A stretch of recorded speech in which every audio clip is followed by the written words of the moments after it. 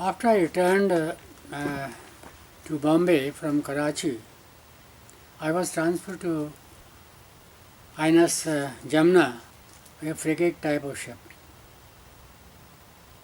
I was there for about a month when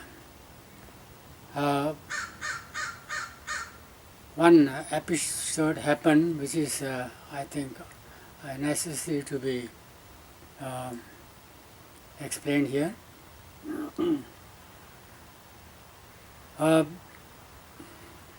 The ship was to go out at sea for a longer period, and therefore some ration has to be stored,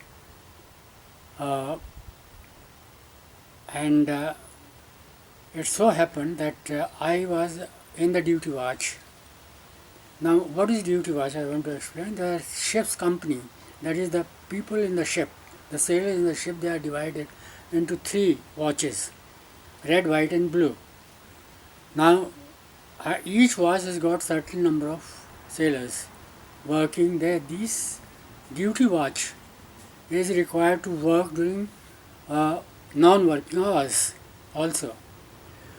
So it so happened that my watch was on duty, and a boat full of meat as a supply to the ship came alongside the ship. Ship was at anchorage, and the duty was required to take the meat from the boat and store it in the freezer in the ship. So our watch was called, and the petty officer of the watch, he ordered the personnel to go and get the meat from the boat and keep it in the freezer. Everybody followed that except me. I said, look, petty officer, I am the vegetarian and I don't touch meat. So I'll do some other work. I am not going to, I cannot touch the meat.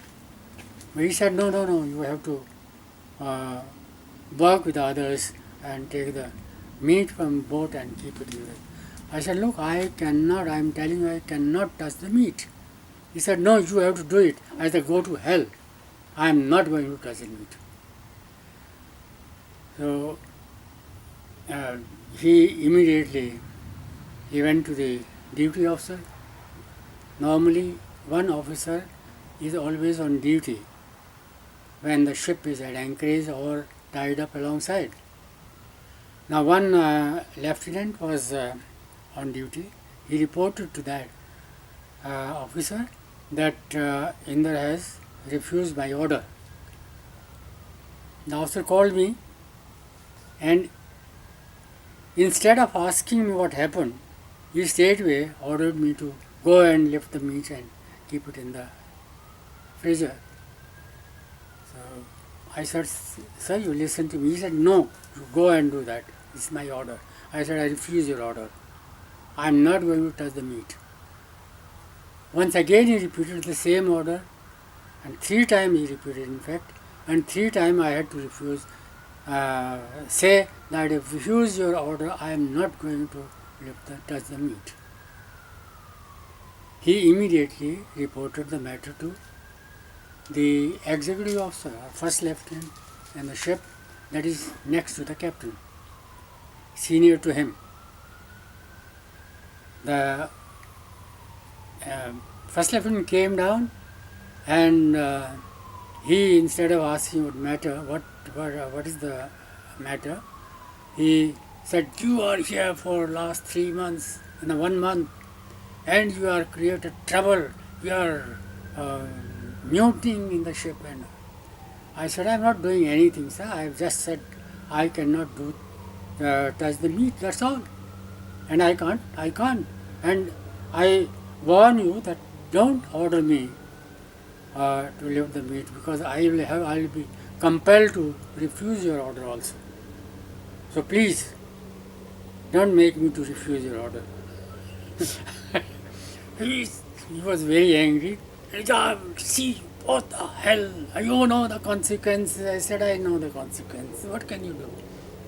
You put me 3 months jail and discharge you from the service. That's all. You can't do anything more than that. He immediately went to the captain.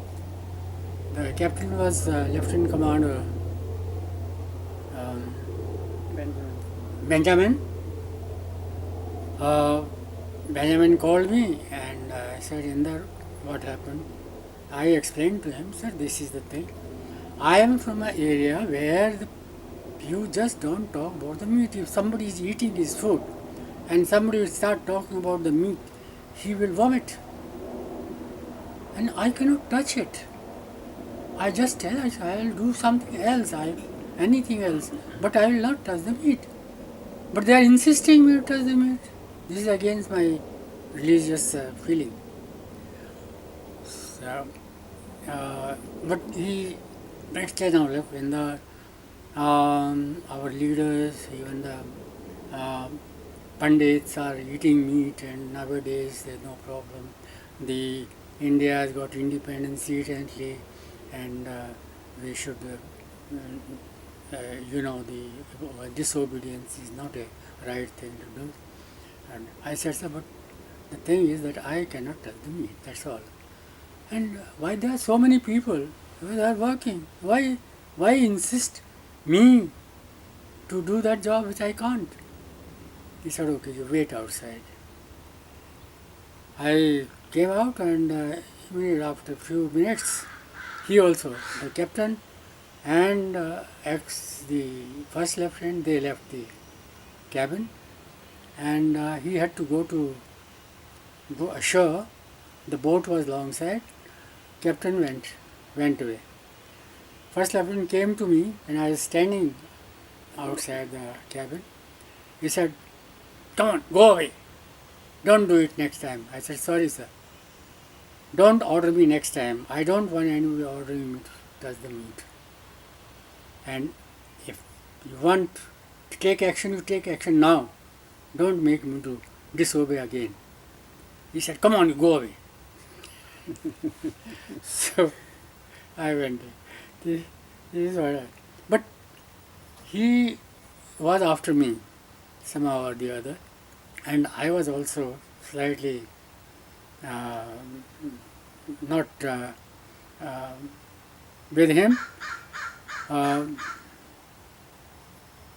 Once it so happened that the ship was out at sea, and I got my hair cleaned up completely. There was another chap from Punjab. He also cleaned up his hair with a razor.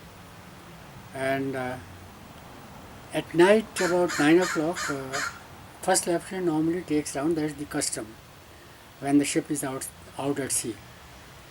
The first lieutenant came and he saw me, both of us. We have cleaned up our hair. He immediately came on me and, "No, who ordered you? Whose permission? With whose permission you have cut your hair?" So I said, "Sir, I think there is no such rule that I have to take permission to remove my hair." "Oh, I'll see you." I said, "Sorry, sir, I am right in front of you. Why don't you see me now?" He was so annoyed, furious. He left the place, and so the matter ended. But not there. It so happened that he was Maharashtrian. Another Maharashtrian sailor was there with us. He made him to keep his blanket in my bedroll and report that my blanket has been stolen by somebody. So the search started. Naturally, they knew that where the blanket is. So they took my bed, opened it, and the blanket was there. So, the bedding was brought on the bridge to the officer of the watch, and he called me. He said, "Whose bed is this?" I said, "I think it's mine." Well, there is a blanket in that. Whose blanket is that? I said, "Where was it?" He said, "It's inside the bed." I said, "Which is inside the bed is mine." So no, this fellow says, yes. I said, "What proof is what that is?" It is in my bed. You found it in my bed, so it's mine. That was not marked, fortunately. So the matter ended there. That I took my bed with a blanket. later, later on, that chap whose blanket belonged to that chap, he said, "अरे यार, तूने मेरा blanket मार दिया." मैंने कहा, "साले तूने मेरा क्या क्या बोला, मेरे बेड में क्यों रखा था?" बोलता, "फर्स्ट लेफ्टिनेंट ने बोला था." मैंने कहा था, "Now you suffer." So I kept it for a week or so, then I returned them. So after that, the first lieutenant was fed up of me, and he managed to transfer me from the ship. And I was transferred to Naval Provost branch. There was our Provost Marshal was a commander, Royal Navy, British chap, and another officer was Indian. Once I said I would like to see my service document. I thought Kulkarni must have given me a bad remark.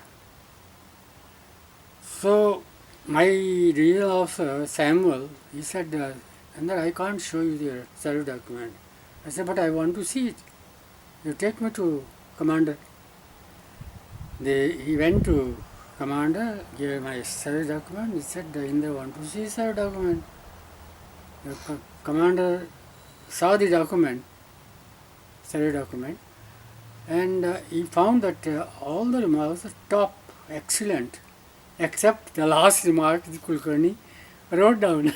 I don't know what he wrote, but now nor commander asked me. He just took his pen, make it unreadable, completely cut it off, wrote his own remark, a very good remark, and asked the Samuel, "Take this document to that bloody Kulkarni and ask him to sign it." So that was signed by Kulkarni. This is one of the uh, episode that happened. I thought I'll mention to you.